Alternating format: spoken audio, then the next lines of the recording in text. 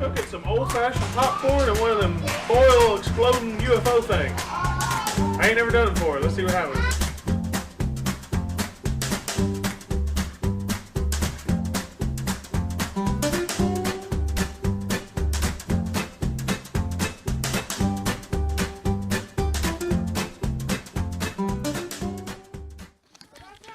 So we have these areas around the house that are just like little dips, little low spots in the ground.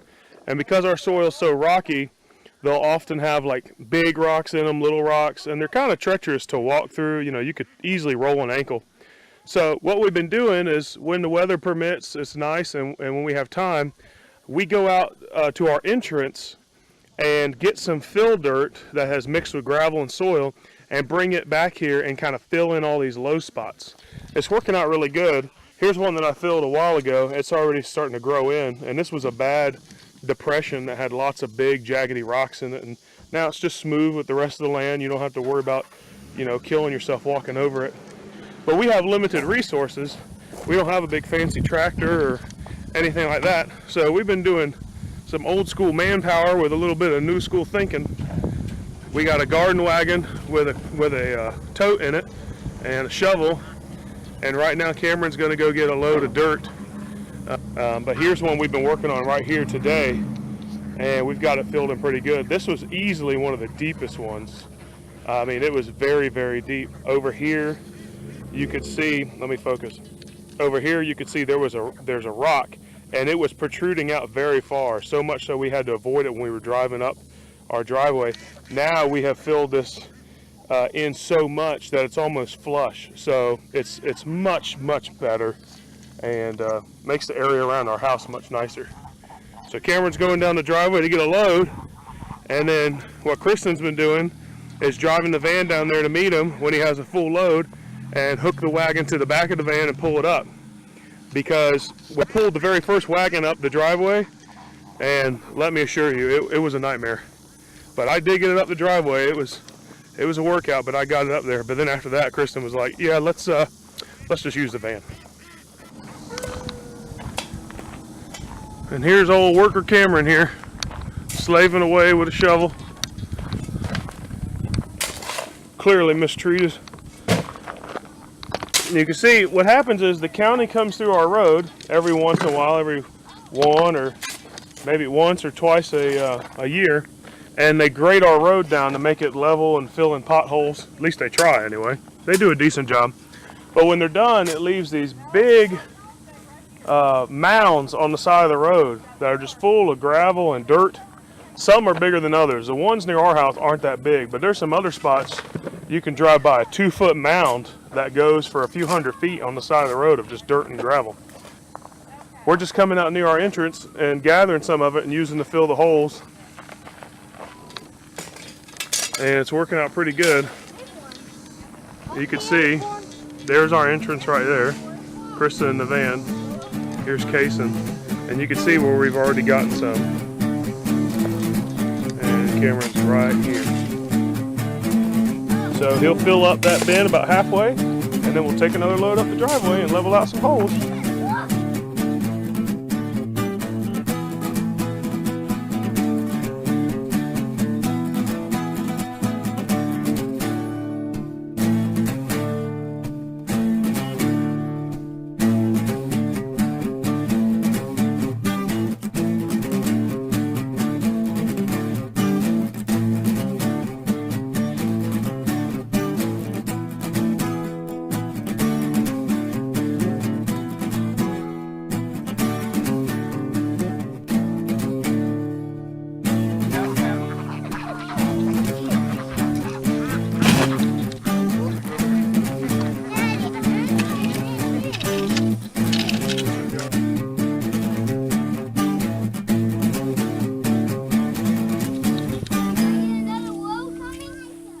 You could tell just by looking at this, this was a pretty good sized depression.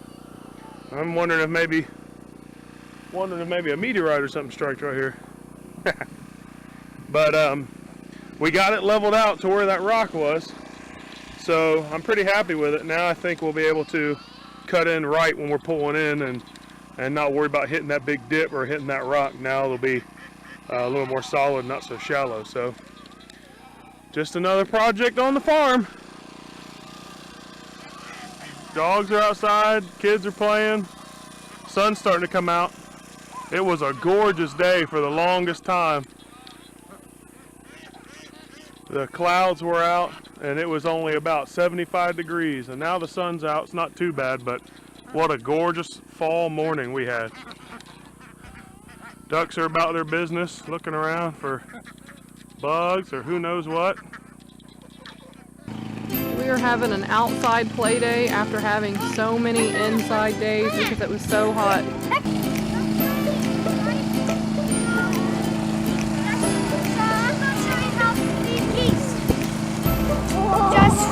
You gotta grab a blade of grass and throw it in the pen. How about you come with me and take a picture of Okay.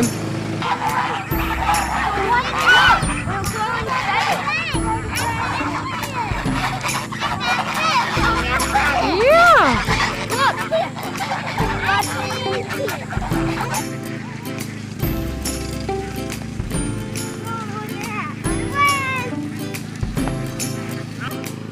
If you didn't know better, you would almost say it's fall has started.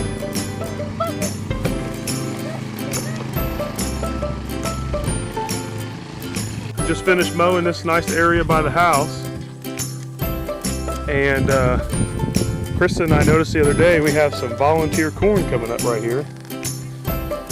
This is one of the first paddocks the ducks were in, and their whole grain feed that I was feeding them, of course, had some corn in it, and it looks like some of it has decided to germinate.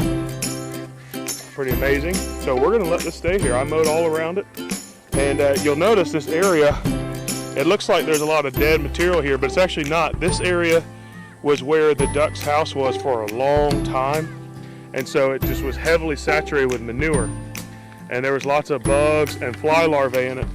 So what I did was I came over here and dusted the entire manure area with diatomaceous earth, put a good coating of that on there, and then I covered it with hay. So haven't seen nearly as much insect activity since I've done that. And then look here, you know, we kind of mulched the area with the hay, and the corn's like, all right, this is perfect. So we're just going to let it go, and we'll see what happens, see if it comes out any good.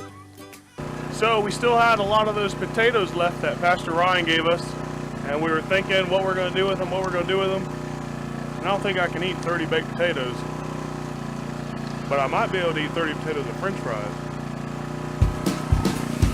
Yeah, baby. Look at there. What's going on over here? And we're going to fry up some chicken tenders with it too. Homemade french fries in peanut oil, not vegetable oil. It's going down.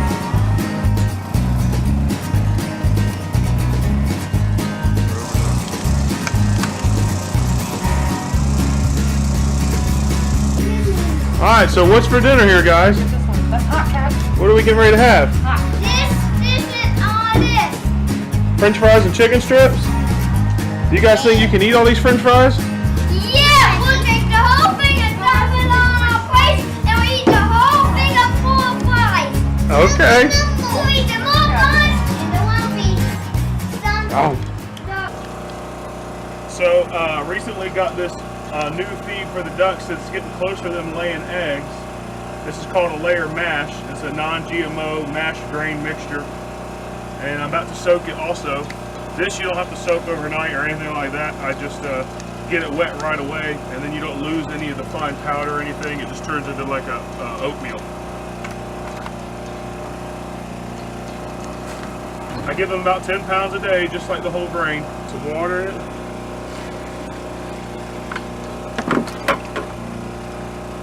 You know, we like to conserve water because we hand pump everything. So the water I'm using to mix in their food right now is the water that we used to wash potatoes last night. There's nothing wrong with it. It's not going to hurt them. We just wash potatoes in it. It's still good water, and that's what I'm using to mix their feed. So you can see after you do the layer mash, mix the water in, you get kind of like an oatmeal. And this is great. It makes it easier for them to eat, easier for them to digest. They get more of the nutrients, and you don't lose any of that powder that you paid for when you buy a mash. When I feed the ducks this mash, I just run along the fence and make a line, like a chow line. And Kristen thinks it's hilarious. So, here you go. The reason I have to run is because the ducks aren't that smart, and they'll let you pour it right on top of their head. They're so determined to get underneath where you're pouring the food, they'll just stand there. So I don't want to pour it on them, so I run. You'll see.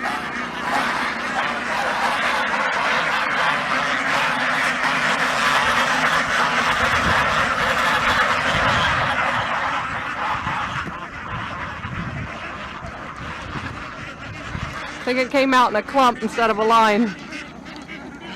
So sometimes while I'm running, I'm trying to pour it in a line, and depending on the consistency of the mixture, it don't want to pour out. That one just came out in one big clod of like oatmeal. So, but anyway, I have to run from them, or they'll just let you pour it right on top of their heads.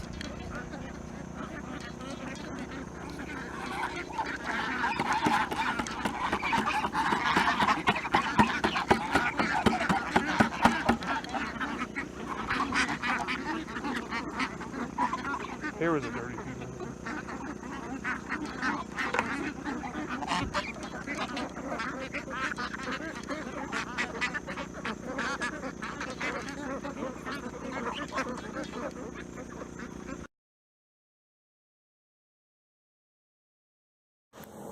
This is the campground where we take showers. And right down here is the lake, Lake Norfolk.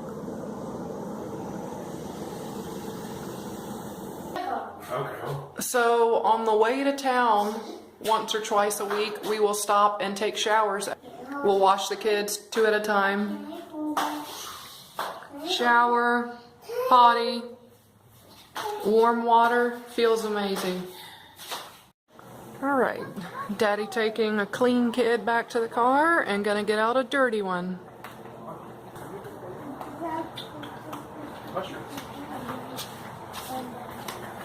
What are we gonna do, guys? Take a shower. Alright, the last kid just got washed, then it's Mommy's turn, Daddy's turn, and then finally Big Bubby's turn. And now we're just waiting on Cameron.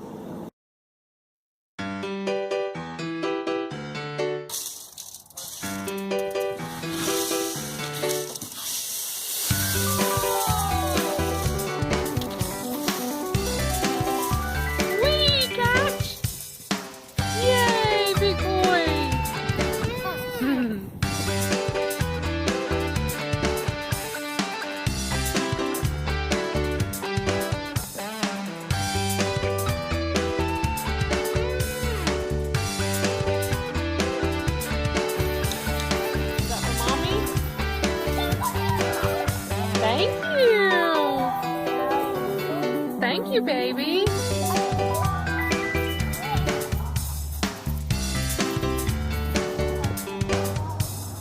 I'm thinking fetch might not be a natural instinct.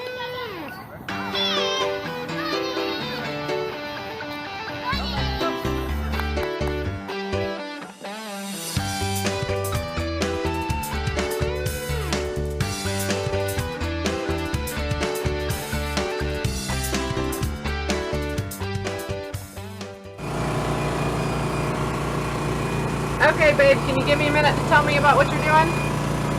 I'm getting ready to organize this, put all our groceries away. And this is our chest freezer that Matt has converted into a refrigerator. How'd you convert it? This little thing right here is a temperature controller, and it puts a little probe inside your chest freezer, and you tell it what temperature you want your refrigerator or your freezer to stay at, which I have it at a fridge temperature of 35 degrees, and then it only lets the freezer run long enough to get 35 degrees and then it turns off. So it's a super efficient refrigerator. Awesome. So it's beeping right now because we just turned on the generator. Right. We pretty much didn't really have any groceries in there because we just did a grocery run to the store. But it's been off for who knows how many hours while we were in town, and it only went up to 49 degrees. So that just shows you how efficient it was. It only went up 14 degrees in about half a day of being off. Awesome. So it's working out great for us right now. Yep. Okay, time for some down and dirty secrets, not so happy talk on the farm. It was cool for a while, but we knew it probably wasn't the end of summer. So it came back, it heated back up, it got really hot, and let's just say it wasn't the greatest time of the month to be a female. So I made a decision. I was hot. Some of my kids had heat rashes. Even though, you know, they don't notice, they don't care, it doesn't bother them, you know, they're happy running around, kids playing, even though it's sweaty and hot. So let's just say I was hot, Matt was hot, we didn't feel like working on projects, it was just too hot. So we made the decision to run to Walmart and get one of their small little window AC units, run it from the generator. Matt did the research on how much wattage, amps, and stuff that it took and how much the generator could run. And everything was good, everything added up right with plenty to spare. So we got it, and a generator did not like it when the air condition was running at the same time as our freezer refrigerator conversion. So we turned off the freezer for a while and let the air condition run for a couple hours and didn't notice too much of a difference. So since we can't run it at the same time as our fridge conversion, we decided to just take it back. So we took it back, and the next day it cools down again, so it hasn't been that hot since then. That got us thinking, for what we're paying for gas to run the generator, would it be that much more just to have power? So just out of curiosity to see how much it would be to hook up to the grid, you know, if we could get it, like the first quarter of a mile or something like that is supposed to be free if you meet these certain qualifications. So Matt said, let's just call and figure out what the qualifications are. So you have to be at least like 700 or 800 square foot, which we're kind of close to that. You got to have a well, but you have to have a septic tank. We don't have that. So out of curiosity, we figured we'd call and see how much it is to put that in. That's about $5,000 to $10,000. So we probably won't be hooking up to the grid anytime soon, if ever, but you know, we're not against it. We're not against anything. We still want to do solar. You know, we still want things to be as cheap as possible, but anything could happen up here. We're just, we're trying to make it and do the best that we can. And it gets hot and we get grouchy. So hopefully that time of the year is over. Also, with us not having the pigs anymore and the piglets and all that, the only farm animals that we have is the ducks and geese, we feel like we just don't have very much content, very much things to show and talk about other than the progress we make on the cabin. So Matt and I are just talking and praying about what to do about animals and farm animals and where to go from here. So just pray for us that we make the right decisions and come across, maybe meet the right people to help us along our journey, give us the information we need, and hopefully, eventually, we can add more livestock to our farm. I think the animals are probably definitely more fun to watch than we are.